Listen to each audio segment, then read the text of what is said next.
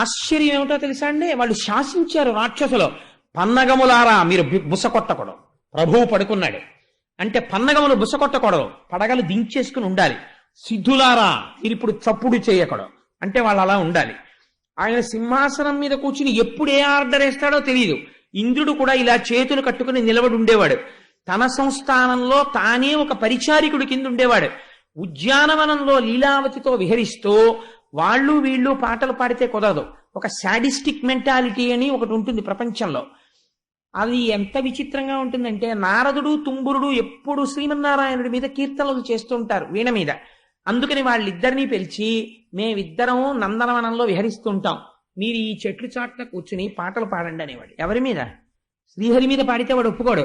ఆహా హిరణ్యకశిప అని వీడి మీద పాడుతుండాలి. పాడుతుంటే వీడు ఉద్యానవనంలో విహరిస్తుంటాడు. ఎంత చిత్రమైన స్థితికి వెళ్ళాడో, ఎంత శాసనం చేశాడో చూడండి. అసలు యజ్ఞయాగాది క్రతువులు లేనే లేవు. హవిస్సులన్నీ హిరణ్యకశిపుడికే. ఎక్కడైనా యజ్ఞం చేసినా యాగం చేసినా ఒకటే మంత్రం, నేర్చుకోవడం చాలా తేలిక ఆ రోజుల్లో. ఏమిటంటే హిరణ్యకశిపాయ స్వాహ అంతే. అన్ని హిరణ్యకశిపుడికి.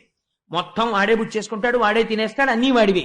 వాడివిగా అనుభవించేవాడెవడో వాడే హిరణ్యకశిపుడు. కశిప్ అంటే మంచం, అనుభవైక వైద్యం, అన్ని వాడే అనుభవంలో ఉంటాడు తప్ప ఇంకొకటి అనుభవించడాన్ని వాడు ఒప్పుకోడు. ఈ స్థితిలో భయంకరమైనటువంటి పరిపాలన సాగిస్తున్నాడు. ఇప్పుడు దేవతలందరూ చాలా రహస్యమైనటువంటి సమావేశం ఒకటి పెట్టుకున్నారు. అసలు అది పెట్టుకోవడమే చాలా కష్టం. ఎందుచేత, వీడికి తెలిసిందనుకోండి ప్రాణాలు ఎక్క తీసేస్తాడు. అందుకని చాలా కాన్ఫిడెన్షియల్గా సైగ చేసుకుని, రేపటి రోజున ఇన్ని గంటల ఇన్ని నిమిషాలకి మనం ఫలానా చోట కలుసుకోవాలి. అందులో ప్రమత్తత ఎక్కువ, గబుక్కుని జ్ఞాపకం ఉండదు, అనుమానమా ఎక్కువ. ఆదివారం నాడు పూజ అంటే పొద్దున్న సాయంకాలమా, కొన్ని సాయంకాలం పూజ అంటే ప్రవచనం ఉంటుందా ఉండదా, ఎన్ని అనుమానాలు. ఒకవేళ ఉంటే 9:30 అయిపోతుందా?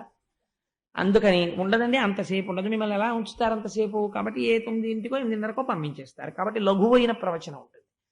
ఇలా ఇన్ని అనుమానాలు వస్తాయే, మరి అటువంటిది అంటే వాళ్ళకి ఎన్ని అనుమానాలు రావాలి? అంత సైగ చేసుకుని. అంటే ఇది మీరు దేనికి గమనించాలని నేను చెప్తున్నానంటే, యూ షుడ్ విజువలైజ్ ఆయన పరిపాలన ఎలా ఉండేదో చూడండి. ఇంద్రుడు మీటింగ్ పెట్టడానికి, సమావేశం పెట్టడానికి హడిలిపోతున్నాడు.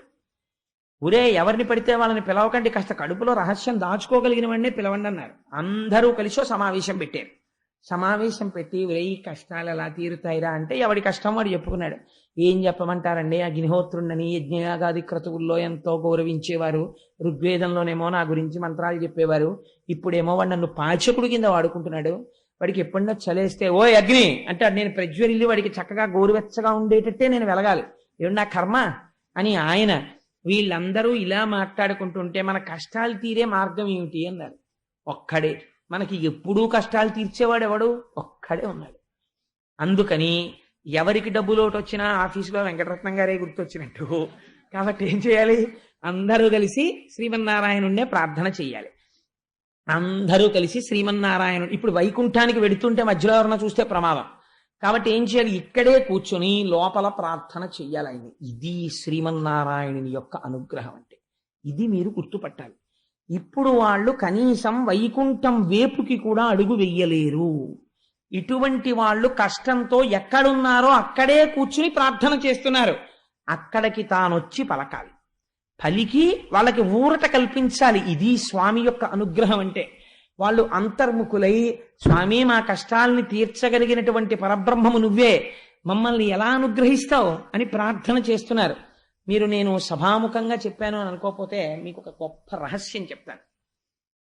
నేను ఒకనాడు ఒక కామ్యార్థినై, నాకు జీవితంలో ఒక చాలా గొప్ప ప్రమాదం ఒకటి వచ్చింది, ఒక గొప్ప సంకట స్థితిని పొందాను ఒకానొక నాడు.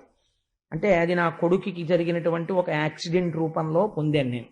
పొందితే అప్పుడు వాడికి చాలా ప్రమాదకరమైన విషయం జరిగితే, వాడు స్వస్థితిని పొందితే, ఒకసారి నా కూతురు విషయంలో ప్రయోగం చేసి సక్సెస్ అయ్యాను. అందుకని సత్యనారాయణ మళ్ళీ నేను నడిచి నీ కొండకొస్తాను అన్నాను. కానీ ఈ ప్రవచనాలు లేకపోతే ఆఫీసు హడావిడిలో జ్ఞాపకంలో ఉంది వెళ్ళాలని, కానీ ఆలస్యం అయిపోతుంది. మార్చి వచ్చేసింది, ఎండలు ఎక్కువైపోతున్నాయి. సరే మనం బయలుదేరిపోవాలని ఒకరోజు బయలుదేరిపోయాను. పాదయాత్ర బయలుదేరి నడిచి వెళ్ళిపోయాను.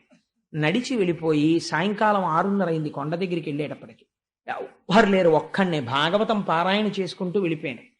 ఈశ్వరుడే నా కొడుకుని రక్షించాడు. అప్పుడు ఆ కొండెక్కేసి స్వామి దర్శనం చేసుకోవడానికని లైన్లో వెళ్ళి నించున్నాను. నించుంటే అప్పటి వరకు నడిస్తే అడుగు తీసి అడుగు వెయ్యగలిగేవాడిని. కానీ ఎప్పుడైతే నించున్నానో ఎదురు వాళ్ళు నడిస్తే కాలు లేచేది కాదు క్యూలో అడుగు తీసి అడుగు వేయడానికి.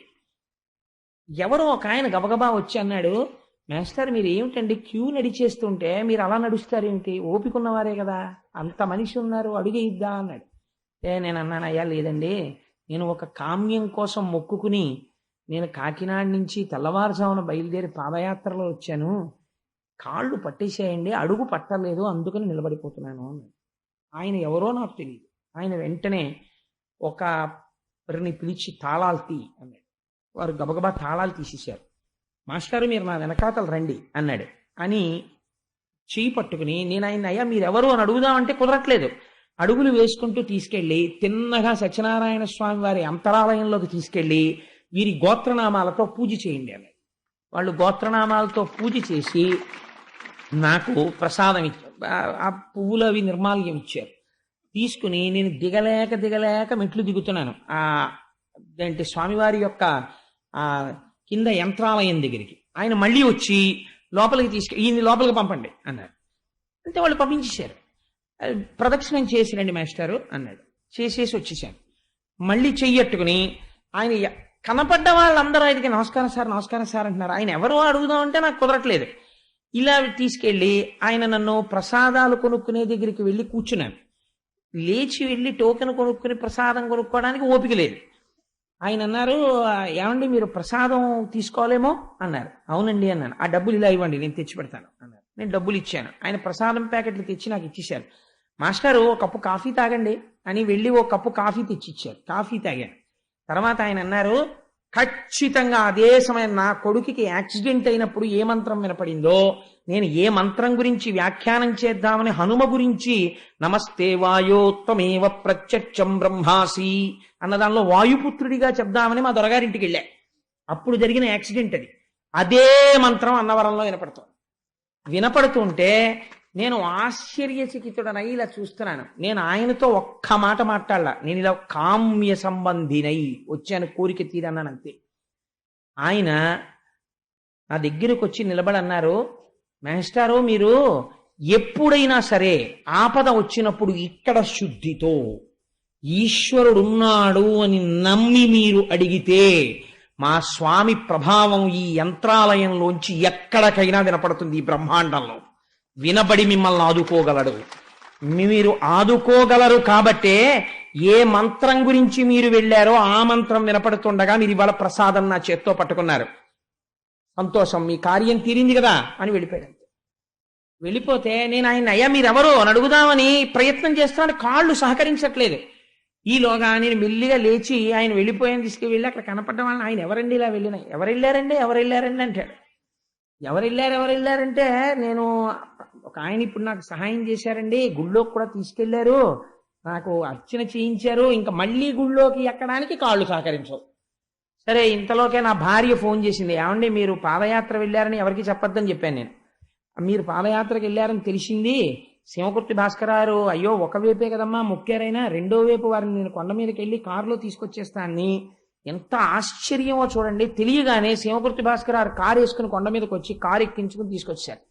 తీసుకొస్తే 1 గంట కారులో ట్రావెల్ చేసి ఇంటికి వచ్చిన తర్వాత నన్ను ప్రాక్టికల్గా ఎక్కడో ఏదో ఫ్రాక్చర్లు అయిపోయిన వాడిని దింపినట్టు చేతుల కింద చేతులు వేసి దింపి మెట్లెక్కిస్తుంటే సందులో వాళ్ళు ఏమైంది దీనికి ఎలా దిగుతున్నారు అనుకున్నారు. కానీ అంటే నేను ఎందుకు ఈ విషయం మీకు మనవి చేశానంటే స్వానుభవాలు చెప్పడానికి నేను ఇష్టపడను సభల్లో.